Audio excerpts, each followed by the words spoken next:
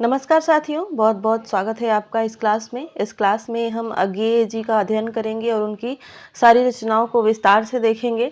यह क्लास प्रयोगवाद के लिए है, हिंदी साहित्य के इतिहास में। बात करते हैं अज्ञेय के सामान्य परिचय को। तो इनका जन्म 1911 ईस्वी में कसिया देवरिया उत्तर प्रदेश में हुआ था और इनका निधन 1987 ईस्वी में हुआ था। अज्ञेय को उनका नाम जो है अज्ञेय नाम प्रेमचंद ने दिया था। इनका पूरा नाम सच्चिदानंद हीरानंद वात्स्यायन अज्ञेय है।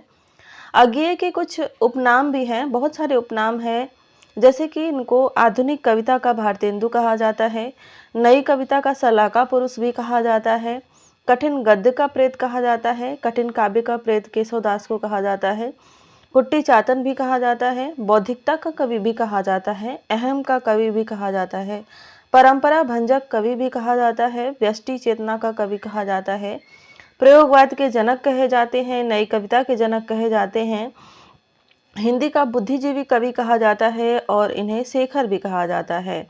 प्रथम कविता इनकी जो थी वह जय नाम से थी 1927 ईस्वी में। काव्य रचनाएं देखते हैं, इनकी बहुत सारी काव्य रचनाएं हैं, सारा हम एक ही जगह पर देख लेंगे, वो भी क्रम से।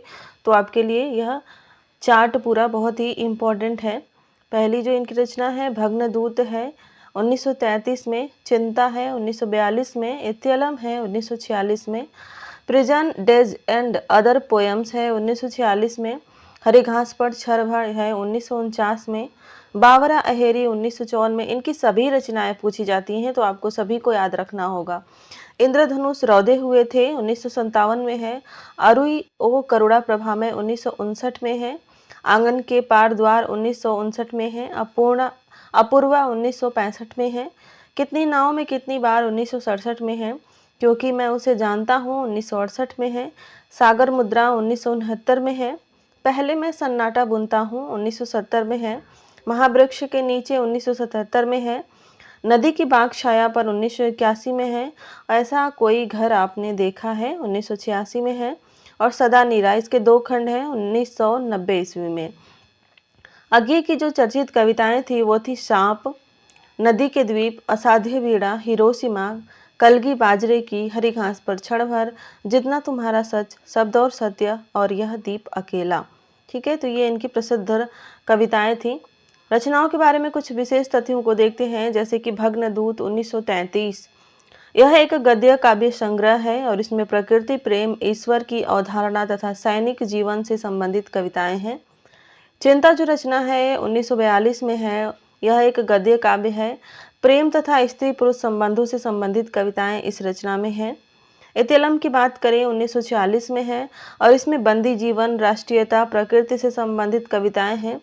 इस काव्य संग्रह के निम्नलिखित 4 भाग हैं: बंदी स्वप्न, हिय हारिल, वंदना के दुर्ग, वंचना के दुर्ग, माफ करिएगा, और मिट्टी की ईहा। ये 4 भाग इत्यलम के हैं, तो नाम पूछा जा सकता है, इनको याद रखिएगा।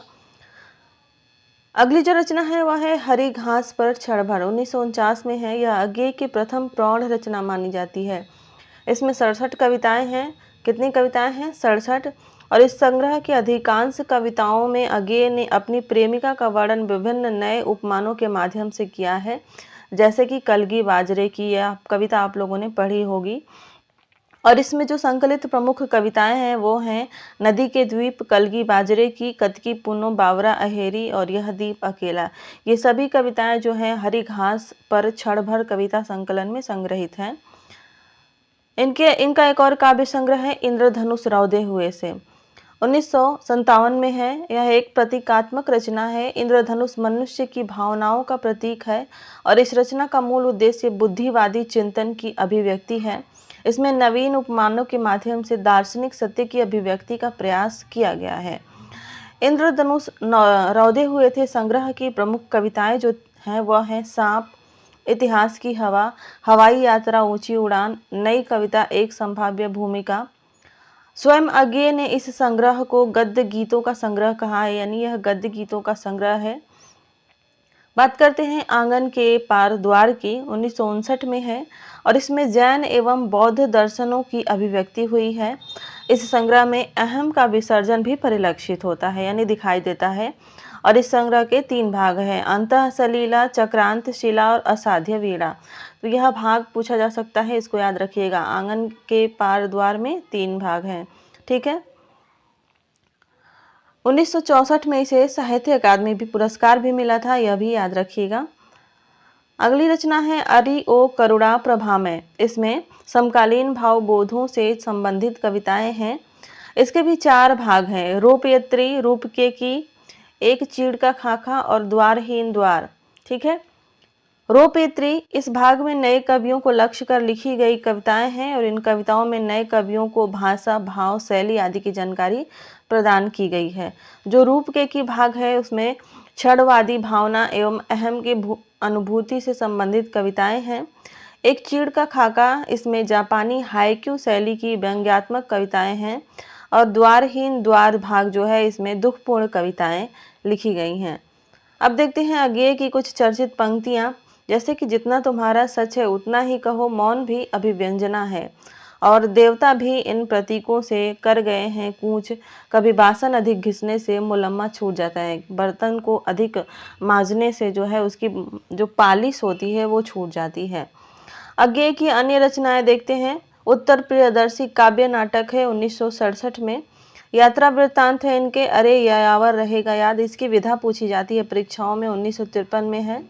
एक बुध सहसा उछली, यह भी यात्रा वृत्तांत है 1960 में। ये दोनों पूछी जाती हैं, दोनों यात्रा वृत्तांत हैं।